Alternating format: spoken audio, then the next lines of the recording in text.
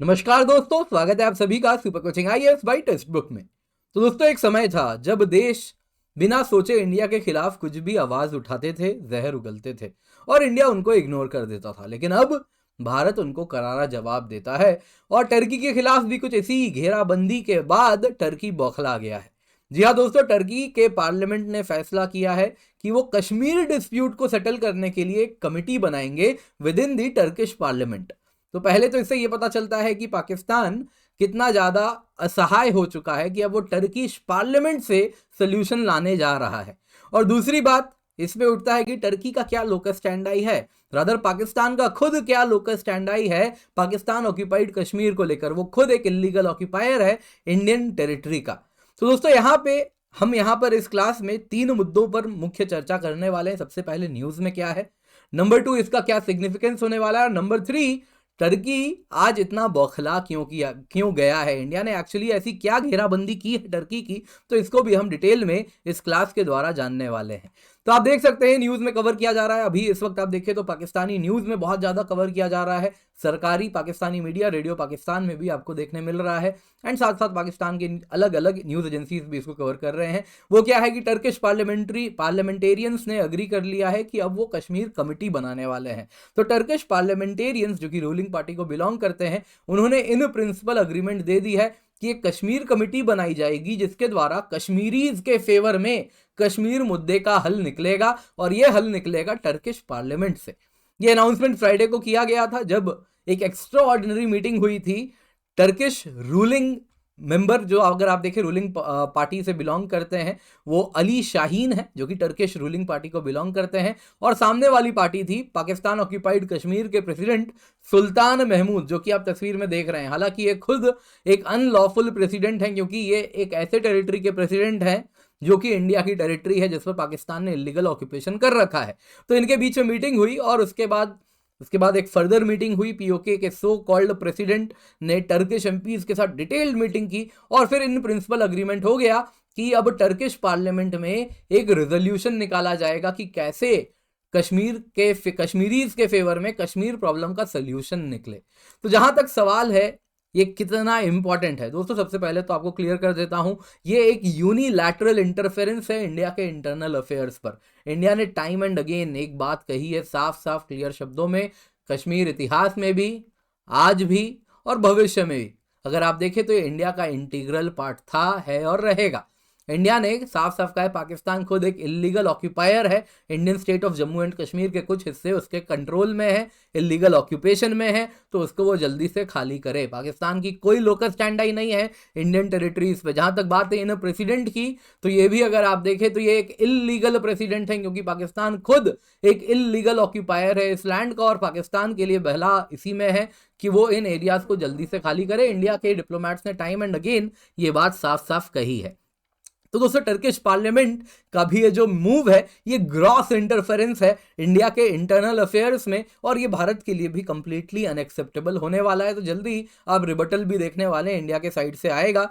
बेहतर क्या होगा, टर्की दूसरे देशों की सोवरेनिटी को रिस्पेक्ट करना सीखे और अपनी खुद की पॉलिसीज में इंट्रोस्पेक्ट करे कि वो खुद किस प्रकार से दमन कर रहा है। जहां तक बात है साइप्रस की, तो इन सारे इलाकों की बात करें किस प्रकार से वो सीरिया में किस प्रकार से इलीगल ऑक्यूपेशन कर रहा है, किस प्रकार से इलीगल ऑपरेशंस को कंडक्ट कर रहा है, तो टर्की के लिए बेहतर वही होगा। और कुछ इसी लहजे में आप जल्द ही इंडिया से भी रिबटल सुनने वाले हैं। तो अब सवाल उठता है टर्की इतना फ्रीक आउट क्यों कर गया, टर्की इतना बौखला क्यों गया है दोस्तों? क्योंकि अब वक्त बदल रहा है। अब इंडिया हैवी प्राइस इंपोज करता है उन देशों पे जो कि एंटी इंडिया एक्ट्स में इंडल्ज करते हैं। बहुत लंबे टाइम तक टर्की ने इंडिया के खिलाफ खूब जहर उगला है और इंडिया ने टर्की को अकाउंट भी नहीं किया, अकाउंटेबल भी नहीं बनाया उसके जहर के लिए। लेकिन अब इंडिया अकाउंटेबल बना रहा है टर्की को। अब जैसा वो जहर उगल रहा है उसके खिलाफ इंडिया ने, अगर आप देखें तो स्ट्रेटेजिक टाइज बहुत तेजी से टर्की के आसपास उसके दुश्मनों की कमी नहीं है। Armenia, Greece, Cyprus, Egypt, Syria, सबसे इंडिया ने मजबूती के साथ टाइज मजबूत करने स्टार्ट कर दिए हैं। अगर हम बात करें, आप देख सकते हैं इस मैप में, देख सकते हैं टर्की किस प्रकार से खुद दुश्मनों से घिरा हुआ है और किस प्रकार से इंडिया इन सारे देशों के साथ अगर आप देखेंगे तो अपने टाइज को मजबूत कर रहा है। जहां तक बात है दोस्तों इजिप्ट की, आपको मालूम ही है इजिप्ट के इस वक्त प्रेसिडेंट सीसीजी कुछ ही दिनों में भारत आएंगे रिपब्लिक डे परेड में, और उसके साथ आप देखेंगे इंडिया इजिप्ट के बीच में बहुत सारे कोऑपरेशन होने वाले हैं। ऑलरेडी इंडिया इजिप्ट दोनों के स्पेशल फोर्सेस ने एक ज्वाइंट मिलिट्री ड्रिल भी किया है राजस्थान में, तो आपको शायद मालूम भी होगा। और भी बहुत सारे डिफेंस डील्स की भी बात हो रही है। इंडिया ने तेजस की भी बात की थी टर्की इजिप्ट के साथ कि आप इसको भी खरीदें, और अन्य डिफेंस डील्स की भी बात हो रही है। वैसे ही बात करते हैं साइप्रस की, तो साइप्रस में तो टर्की खुद इलीगल ऑक्यूपायर है। अगर आप देखें साइप्रस के बड़े हिस्से का, तो इंडिया का ऑलरेडी डिफेंस कोऑपरेशन है साइप्रस के साथ, एक एग्रीमेंट ऑलरेडी इंडिया ने साइन कर रखा है। साइप्रस से इंडिया एफडीआई भी बहुत आता है, तो इकोनॉमिक कोऑपरेशन भी है और साथ साथ डिफेंस कोऑपरेशन भी हो रखा है। वहीं अगर आप देखें तो अर्मीनिया की बात करें तो आपको मालूम ही है, कुछ वक्त पहले की बात है जब पिनाका और स्वाति रडार हमने अर्मीनिया को एक्सपोर्ट किया था। और इतना ही नहीं, अब अर्मीनिया कह रहा है कि वो रशिया से SU-30 फाइटर जेट्स ले रहा है, और इंडिया से उन्होंने रिक्वेस्ट किया है कि इसको अपग्रेड करें, SU-30 MKI जैसा जैसा इंडिया का है वैसा ही बनाए, और इन सुखोई प्लेन्स को कैपेबल बनाए कि ये ब्रह्मोस मिसाइल भी डिप्लॉय कर सकें और Astra beyond visual range air to air missiles भी डिप्लॉय कर सकें, जो कि अजरबैजान के लिए बहुत बड़ी समस्या होगी, जिसको टर्की सपोर्ट करता है। और अर्मीनिया टर्की के बीच में भी अगर आप देखें तो अर्मीनियन जेनोसाइड टर्की ने करवाया था, और उसके बाद से बहुत ज़्यादा खटास है इन दोनों देशों के बीच में भी।